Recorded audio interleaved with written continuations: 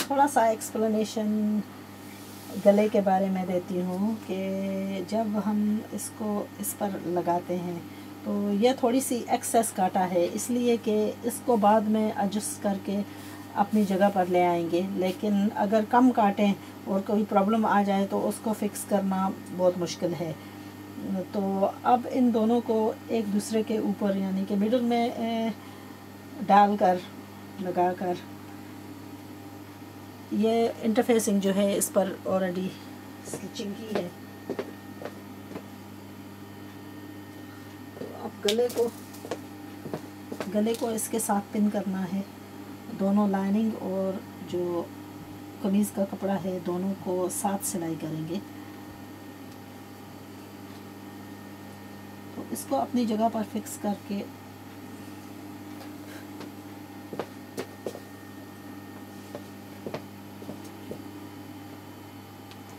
यहाँ गोलाई में सिलाई लगाकर एक्सेस जो है उसको काट कर नॉच करेंगे और फिर टर्न करके प्रेस करेंगे। अच्छा, उसके अलावा बॉर्डर वगैरह वो मैंने अटैच कर दिया है। अब दोनों साइडों को राइट साइड फेसिंग रख कर ऊपर की तरफ टर्न करके और इधर जो है बराबर करते करते बराबर रख कर सेम कलर की सिलाई गोलाई में लगाई है। और इसी तरीके से जो बैक है उसको भी मुकम्मल करके उसके भी नीचे बॉर्डर वगैरह लगा दिया है। तो यह है उसका उल्टा साइड। अगर आप पहले इसको देखते तो ये बिल्कुल इसके दागे जो हैं, अब जो भी सिलाई कच्चा कपड़ा था उसको अंदर जो है गुम कर दिया है।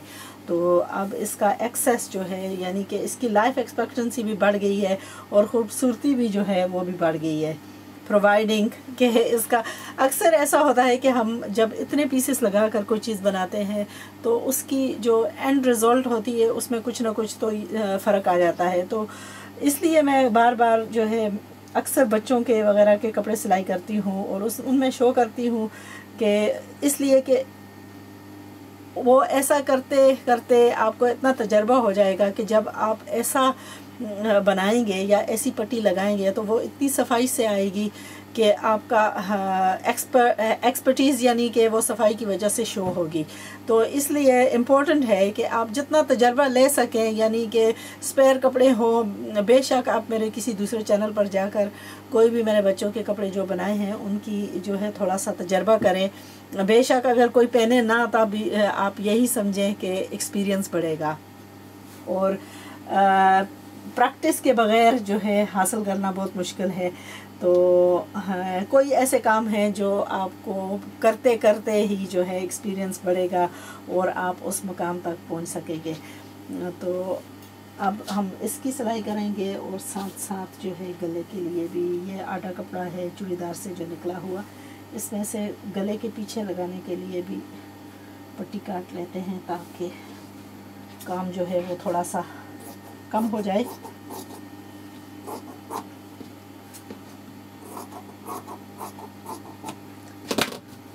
अक्सर ऐसे कपड़े जो होते हैं वो हमारा पेशेंस जो है उसको टेस्ट करते हैं। तो ये सब काम एक दफ़ा करके इसको, ये बाजू को भी मैंने लेस वगैरह लगाकर प्रेस कर लिया है ताकि सब बराबर हो ना। इनमें से थोड़ा सा फ़र्क आ रहा है, यानी जब बॉर्डर्स वगैरह लगाए हैं तो एक जो है वो मामूली सा लंबा आ रहा है, एक थोड़ा सा छोटा आ रहा है। और यही मौका है इन सब को ठीक करने का। हम काटते हैं एक्सेस यहाँ से,